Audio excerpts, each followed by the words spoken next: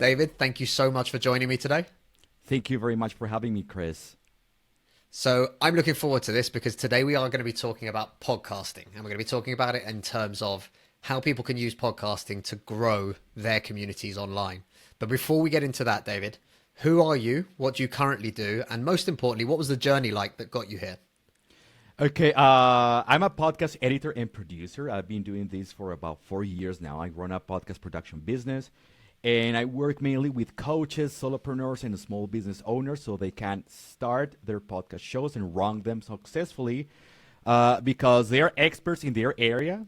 We particularly work, for example, with health and wellness coaches, so they are experts in their health and wellness field, but they don't know anything about the technical side or sometimes the strategy side of running a podcast. So what we do is help them out with that thing. So we give them advice in every single aspect from like what microphone you should buy, how you should use your microphone, how to record, how to structure your episodes, how to create a content calendar. I know like for you, content calendars are very important as well. They are key. And it's hard to believe so many people create podcasts or any other type of content without planning or without a calendar, for example. So we give them all this support because sometimes they just kind of played by ear, but a content strategy is something that needs a lot of structure and planning. So we help them with all that, edit their episodes, and they make sure the finished episodes appear on iTunes and Spotify and all these places. So like we make it hands-free for them. We made podcasting hands-free for people. That's what we do in general terms.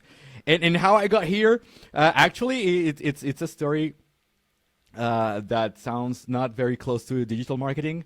I have a background in education. I used to be an online teacher and a professor at a university. So I started doing podcasts for my students. I started recording podcasts as a way to provide support materials for them.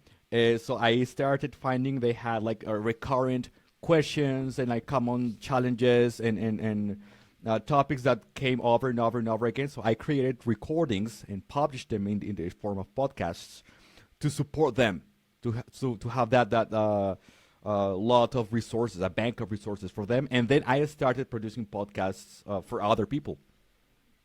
It's an incredible thing that so many people forget about this, but when you're creating any kind of digital content, be it a podcast, be it the blogs or anything else, if you start with something that the audience actually needs, like you've just mentioned there, right? For your students, common questions that they always had, common problems or challenges that they're facing. Yeah.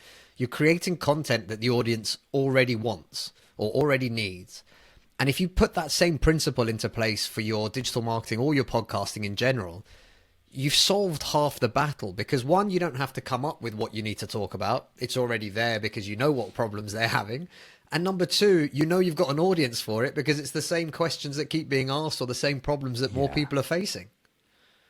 Yeah, totally. And there is something funny I find when people are creating content online and they have a struggle when they try to come up with new ideas for content, like what am I going to talk about next? And it's actually so easy, Chris, to go find ideas for content. What we do, for example, is just we go on social media or we go on YouTube or like other type of platforms that allows for comments, and we just scan those comments. We read each one of them and extract all the questions and challenges and like things people are talking about. And that's where most of our ideas come from. So that's one source, and the other source are our clients or potential clients. They come up with common questions and stuff. So like the information is there. The information is there, and it helps you on two sides. First, you're never gonna run out of podcast ideas, and on the other, whatever content you produce is going to be spot on, addressed to what their needs are. Yeah, and it's again, way too many people overcomplicate it by trying to pull ideas out of thin air and try and reinvent the wheel. You know, I'm going to do something so crazy and that's something nobody's ever done before. And again, you know, you can create that kind of content for yourself if it makes you feel happy. I'm all for it. At the same time, though, if nobody's going to listen to it or it doesn't help a certain set of people do something with it, chances are you're not going to get those downloads. So you're creating that content for you rather than with your audience in mind. And I think that's probably a remarkably good place to kind of segue into what we actually want to talk about, the idea of creating podcasts for communities and for your community online. And every brand, every business, no matter if you're a coach, what industry you're in, business owner, doesn't matter. Everyone has a community online. You've got your audience, you've got your suppliers, you've got your clients, you've got people that just sort of keep an eye on what you're doing. How can people use podcasting as a great way to build that audience and to help them find more of their ideal clients? Okay, I think the first thing is to actually make clear what podcasting is for and what it is not for.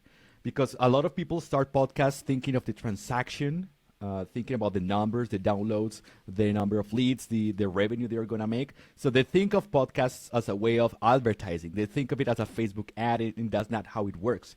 A podcast is not meant for the transactions. A podcast is meant for the relationships, which is a very different thing. So a transaction, you can go a Facebook ad, create that, publish that, and get, I don't know, a conversion after a few days or weeks, etc.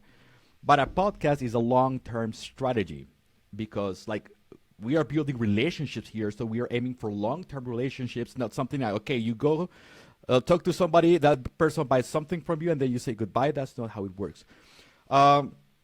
So that's the first thing you need to keep in mind. A podcast is a way to build relationships, both with the with the people who are listening to the show, and with the people you are having as a guest, or the people who you're having like in your network. Because a podcast is a great way to network with other people in the industry or in related industries.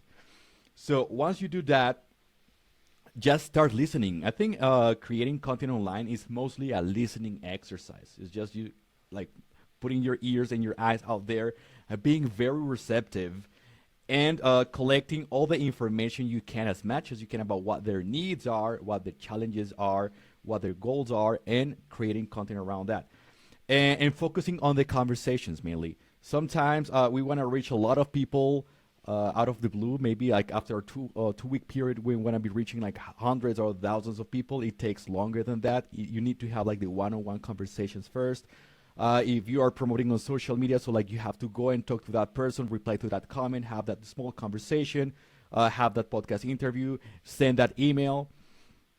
So I think that's the core of it. Do not focus on the numbers, but focus on the relationships. The numbers is a big tricky one, though, because it's been like this for many years. I'm obviously very involved in social media. And for years, you know, people saying to me, we want hundreds of likes, we want thousands of likes, and you're like that. Okay, great. Let's break this down, right? You can get tons of likes and it could all basically mean nothing if you're not getting the business afterwards, or you're not building a meaningful relationship with people. And I think with podcasting, it's basically the same. You know, we've been doing this now for nearly 2 years, give or take 3 months. I think it's about 2 years. And, you know, our numbers aren't huge. We're doing 400 to 600 downloads a week. We do one episode a week now, just focusing on the guest and focusing on how we work around that episode. But the idea isn't to see if we can double those numbers for no particular reason. The idea is that if people come to us and they hear an episode and they like the content that we're delivering and they want to stay around and they subscribe and then they come back and listen to the next week's episode, whatever it is, or they go back, that to us is what winning looks like. That to us is how this has actually helped. And also, you know, one of the best moments actually quite recently was a CMO for one of the, I think it's a self-serve advertising networks. And they shared the podcast. It was the first time the CMO had done a podcast, and I was the first. I was very happy. But basically, you know, the opportunities that gives that person as an individual, that company as a brand, they get to reshare this. They get to talk about this. And that to me really helps to you know, highlight and showcase what podcasting is all about. It's not just about me. It's not just about what I want to talk about. It's about meeting guests. And like you said, I don't know how many platforms we've tested. I don't know how many people we've ended up talking to. We've ended up working with SEMrush because of the podcast. You know, it's just huge. It keeps opening doors. And that's the thing that I absolutely love about it. At least once a week, I record an episode like today. So I'm talking to you. You're based in Colombia. I'm in the UK. We're having a conversation and basically a conversation that probably wouldn't have happened if it wasn't for this podcast. Yes, I think what that's one of like as a professional, that's one of the biggest benefits of having a podcast show. You get to connect with people that help you build yourself up, and you can also help them build themselves up. So there are people who I've recorded interviews with that I've eventually ended up doing live events or like other kinds of programs, or who have become clients, for example, or who have helped us connect with other people. So this has been a great experience. That on one side, and on the other, it's been great in terms of how you are able to change your perspective about many things. Because you are a digital marketing expert. I work on podcasting, and even though we are experts in our own areas, there are still new things we can discover, and there are new perspectives we can have about topics we think we already know, and we get to discover that through these conversations. So as I was saying, these one-on-one conversations are more valuable than 1,000 likes. Like 1,000 likes mean nothing. It's just like 3 digits. That's it, or 4 digits. But the conversations is what open the doors, and what establishes that connection for building more things afterwards. I agree with you completely. And again, the relationships on the 101, I've spoken to people, we've done live events together as well. We've done all sorts of things because of this show. And again, like I genuinely recommend it to people. That the hardest thing, I think, actually, so we're doing the usual what I do. We're moving from one side to another. But one of the hardest things for people to understand is it's okay to start, and it's okay for it to be slow, and it's okay for it to slowly build. And it's all of these things people don't get. And it can be very disheartening. You know, you put out your first ever episode and you watch the numbers and you slowly hit Yes. double digits if you're lucky, and you're posting it and you're sharing it and you put it on Reddit and you're asking your friends to please listen to it, and they're the last people that will ever listen to it. All of these things are challenging. Yeah. But the reality is that if you're willing to get involved, and you mentioned something earlier on when you said, you know, we help people what microphone to buy, all of these things seem super, super important. The reality is when I first started, my first ever episodes, I used my Apple headphones and my iPhone to record them. I didn't have anything else. Today I've got an ATR 2100. It's a really nice mic because I can just chuck it in my bag and take it with me and travel. I've recently purchased a Go XLR to help with audio quality and to get that sort of preamp kind of power, let's call it, to go through it. But none of that's essential. None of that started me off. None of that got me to the first 2,000, 3,000 downloads. And all of these things can come afterwards. And I think that's something that's really important. The key thing that we did is we knew who the audience was, again, because of the fact that we have an agency and we've been around for more than a decade. But actually, we just wanted to do something whereby if every single episode of this, somebody can take away one useful tip, one trick, one tool, one hint, whatever it might be, but just one thing, then for us, we're winning. That was always the goal of this. And that's all we've tried to do. That's the only thing we keep in mind with every single episode. And I think that's really important for a lot of people. How do you help people sort of guide the idea of what they're actually going to talk about? Okay. Let me take note because you're speaking, so I'm taking notes here because like there are some topics I would like to touch on. So okay, I think the mindset is gonna be key here. Mindset is key. Before they get to think what they're gonna talk about, they need to create a concept and the purpose and the mindset for the podcast. So going back to what you were saying, like it's a slow process. It is a slow process. And it's okay. I mean, that's the way it is. There is no shortcut to this. There is no way around it. That's the way it has to be. First of all, you should make no excuses to start. If you don't have a microphone, that's okay. If you don't have a clear idea of your audience or a clear idea of the theme of the podcast, that's okay. The important thing is that you start, and on the way you're going to start discovering that, and you're going to start learning and developing the skills you need to communicate the information you want to communicate and to learn or to absorb what your potential listeners need or want. So that's the one thing. Start now. The earlier you start, the better. I think one of the mistakes we did we made in your business, Chris, is we started way too later with our podcast. Like we've been producing podcasts for other people for a while, but we got to start our own podcast very recently. And we discovered that first, it takes a while to develop the skills to do this. Okay, to record, to be a host, like not only to be an editor, but also to show up in front of a microphone or in front of a camera.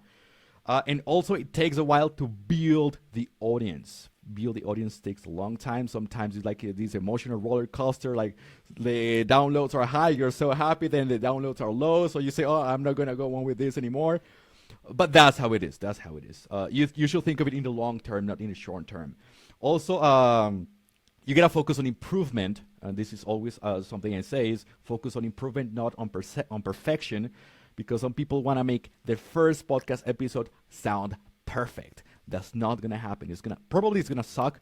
Probably it's just gonna suck a little bit, but most people are not gonna even notice. So you gotta focus on improvement, on improving little by little. If you don't have a mic, so you can get that afterwards, after a couple of months, if you see it's working for you. So build up your skills slowly. So now you've got that clear. You gotta define an audience. If you wanna know what you're gonna talk about, you need to know first who you are going to be talking to. This is very important. And this goes back to the numbers thing. I think numbers are a very complicated point of reference because the numbers are completely disconnected from the niche. So you need to define a particular audience, which means a particular niche. And they are going to have their special needs, wants, goals, etc. But not all niches are the same size. So you cannot pretend to have like 10,000 downloads a month in a niche that's very small. The good thing, if the niche is very small, is that you're going to be the expert in that niche. It'll be like you're going to be the point of reference. So even though you have a small audience, you're probably going to have a lot of clients compared to that large niche where you're going to have a lot of followers but very few clients. So that's the thing you need to keep in mind. So focus on the niche and try to learn and understand people the best you can. Try to understand, because the better you get to understand them, the more value you can offer to them. And after that is just a listening exercise. Have conversations. What I even do sometimes, is I have interviews. I have short interviews, or I send questionnaires to my current clients or former clients, and I ask them questions, and they will give me this feedback, which then I use, for example, to create new podcast episodes. So sourcing the topics and the ideas to what you want to talk about is rather easy. But in a nutshell, I will say, find your customers' wants and needs, or your potential listeners' wants and needs. Find your strengths, your skills, and see where those two intersect. That's where you are going to be creating content for your audience. There's a couple of bits you mentioned there, but, not starting with perfect. Yeah. I can honestly say our first ever episode for this podcast, we started this podcast, by the way, as a 30-day challenge internally as an agency. We had never done one for a client or anything else. We wanted to know what it would take to do it. So we set about and we decided to do one. So the first ever episode, I think there was 3 or 4 of us on the team that came together. We recorded a Zoom call, and none of us had a microphone or anything else to be fancy. And at the time, the podcast didn't even have a name. We recorded the first episode before we even had a name. We knew what we were going to talk about. We're a digital agency. We want to help as many small businesses as possible. That was about it. So literally, I think the first episode we called something like "A Podcast Has No Name," taking the mick a little bit out of Game of Thrones. But the idea was there. And I think this is the key thing that a lot of people get stuck on. You don't need hundreds of thousands of pounds worth of equipment. You don't need hardcore market research from a specialist firm or anything else. If you are willing to spend time, and by the way, this applies to anything. It doesn't matter if you're writing blog content, if you're creating social media content. I don't care if you have a product or a service. If you're not taking the time to understand what people want out there, then you have no chance of making any of your content succeed. Because basically blindly, you talked about it at the very beginning, right? The content calendar, planning, mapping out what you're going to talk about. But that all goes back to having a bit of research. What do people want to look at? What are people looking for help with? What are people searching for? What do people ask on Quora and places like that? Because literally, it's all there. If you spend half an hour, if I spend half an hour on Quora, I usually come out with about 25 ideas for content that I can create. And it literally in half an hour. And that's it. I'm done for possibly a couple of months. I don't need to do anything else. But I think that's where a lot of people don't want to put in the effort on the back end or the pre-show effort necessarily. And it becomes very easy to then kind of get distracted and then just to kind of try and make stuff for the sake of it, or you're trying to go down too many paths and everything else. And the last thing I'd also add in as well, the small improvements. I don't know how many times we've changed this podcast. We've tested the length of the episodes. We've tested guests, no guests, solo episodes, video versus just the audio, really specific things attached to downloadable goodies if people can help them. We tried all sorts of things, and we continue to adapt. So this has changed again recently. About 4 weeks ago, I think we decided we're not going to do solo episodes because the guest episodes work so much better and they give us so much more juice. And we want to show more of those guests, and we want to use that as an opportunity for them to showcase themselves. That might change in 4 weeks, and I'm okay with that. I have to tell that this is the one thing, and I'd love to know your opinion. For me, whether it be your podcast or any other type of digital content, experimentation is the key for me. You're not going to know 100% what format works and what doesn't until you've tested it, until you've tried it. And testing and trying doesn't mean doing it once. It means testing and trying, right? Getting a little bit of a sample of data and information to be able to look at. So what's your experience with that when it comes to podcasting? Yeah, I totally agree with what you say, Chris. You should be flexible and experiment with a show. As I mentioned, you should not look for perfection, because if you are trying to publish a perfect podcast episode, that means there is no room for improvement and there is no room for change. That's not good, because you're gonna be stuck there in that thing you have. You're gonna be very attached to that, and if the market changes and if the audience changes, you're not gonna be able to adapt. So experimentation is key on the one side, because you need to constantly test and check what is working best, like what is engaging best with your audience. So sometimes you need to make probably the episode shorter or probably longer, as you mentioned. So maybe you shifted from solo episodes to doing only interviews. So you're going to be constantly doing that.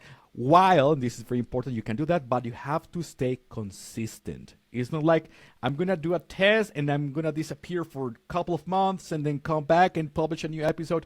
No, like that's not what you do. You stay consistent. Well, you experiment with the format of the content, but not with the consistency. You got to show up for your audience always, every time. If you're publishing weekly, so you got to show up there every single week.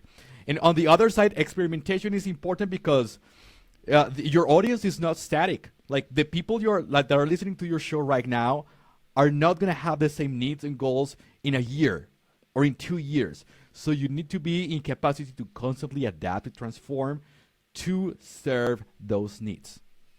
That's what you need to do.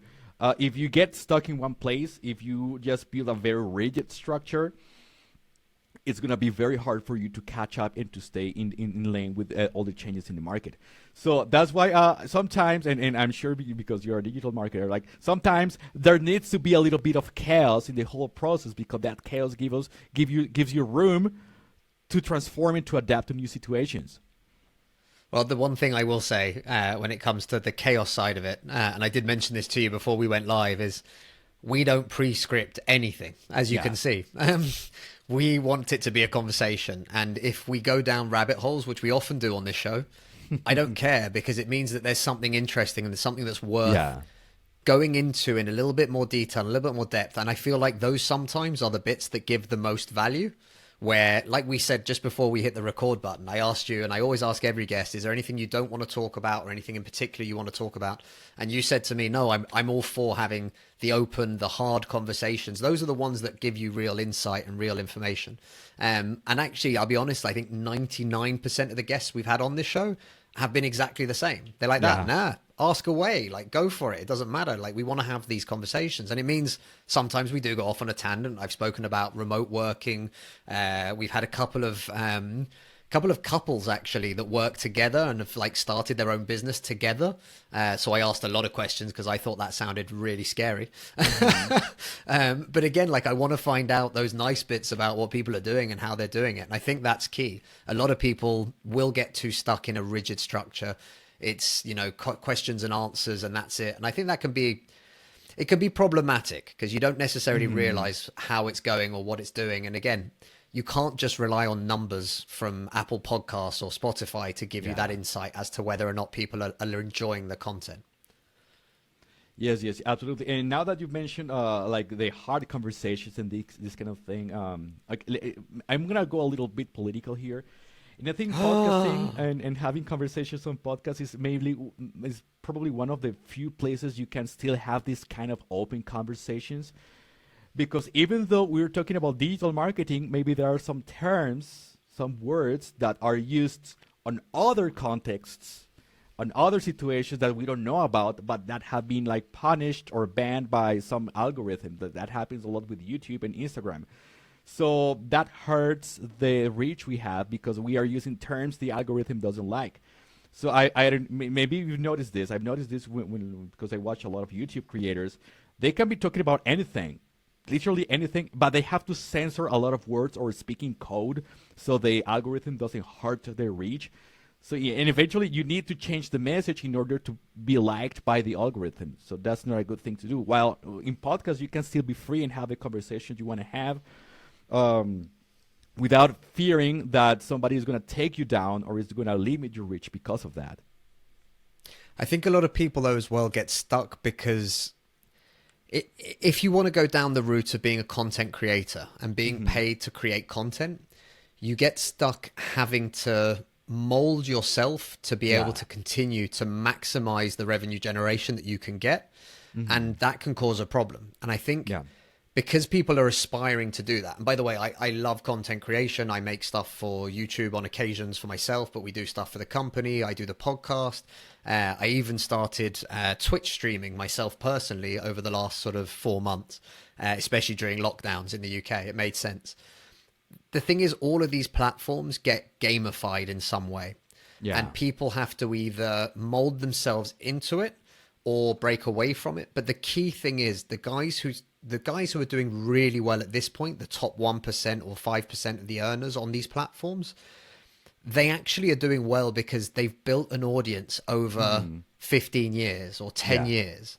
They're not doing well because they're gamifying whatever it is. It's just they have an audience and that audience shows up. And if they say this is black or that's white or this is green and that's blue, it doesn't matter which way round or whether they're right or not. It's their opinion and people have bought into who they are because of 10 years of content creation, liking it. You build a relationship, right? And you end up liking that creator and you watch that creator. But every single platform, whether it's YouTube in terms of the keywords or having to censor out words or recently, one of the ones on Twitch, which made me really laugh, is that a lot of the guys on Twitch were complaining because women basically, that whether they're gaming streamers or anything else, just all introduced hot tubs. And that was it. It was game over for the boys because it meant that 90% of all viewers were just watching these women in hot tubs. And you think, well, that's not what Twitch is about. But again, it's one of those things whereby people will gamify these platforms. They will do what they have to do.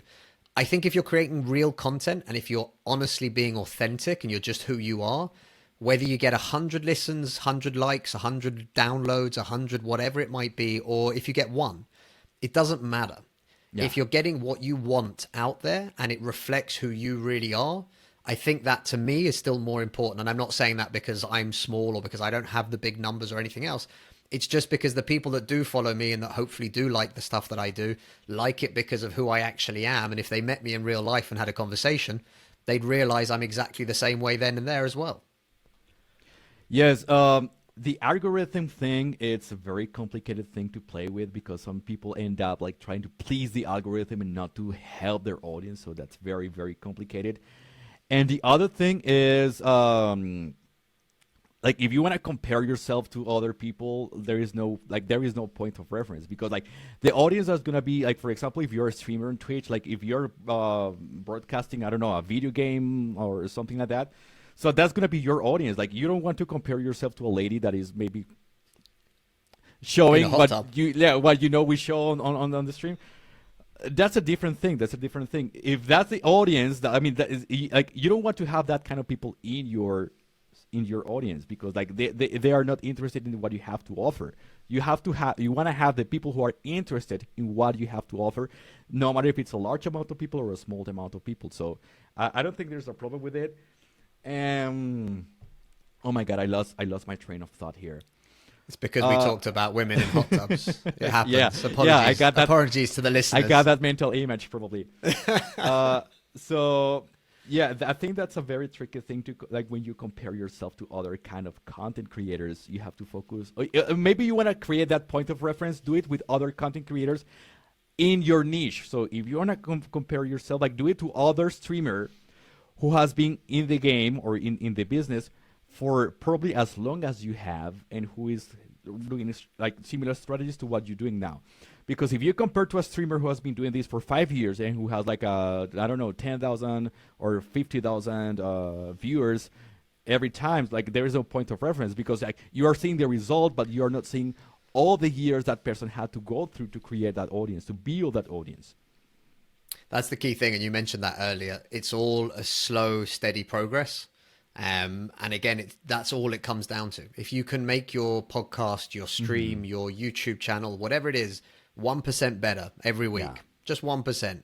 That's all you're trying to do. And it's just slow and steady. And I always say this to clients when they kind of do that. Invariably, people will show me examples. They'll be like that. Yeah, but look at this guy. He's got 10,000 for followers or 10,000 subscribers.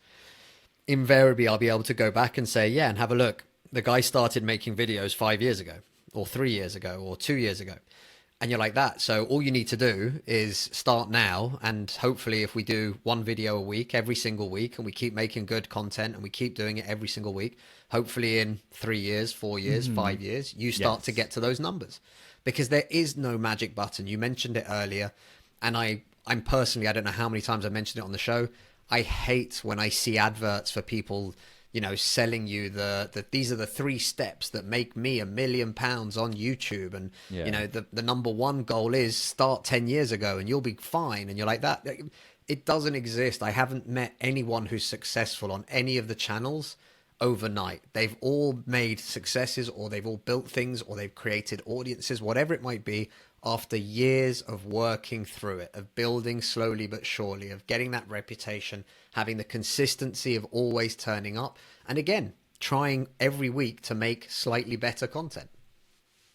Yes, well, with social media mainly has promoted this get rich quick scheme, because you get to see like all the beautiful ladies and the handsome guys in the airplanes and the fancy cities and all this. So like you get to see results, but you don't get to see processes.